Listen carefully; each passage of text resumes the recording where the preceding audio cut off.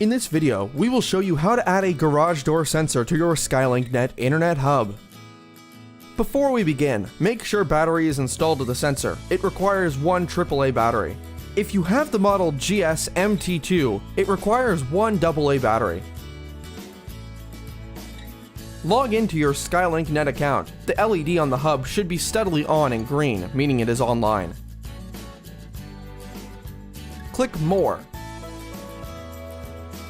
Then System Settings. Then Setup Wizard. And Add Device.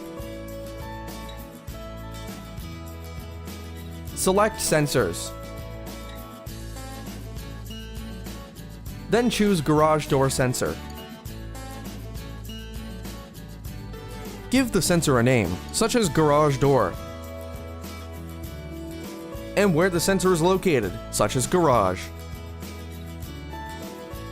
Then click Continue. Click Learn Now. Activate the sensor by tilting it from the vertical or horizontal, or vice versa. Keep the top position of the sensor pointing up when it's vertical. And notice the red LED flashes when the sensor is activated. After activating the sensor, you will see the app shows completed. Select Go to Home Screen. You will see the garage door icon. To test the sensor, try tilting the sensor between vertical positions, which means the door closed, and horizontal position, which means open.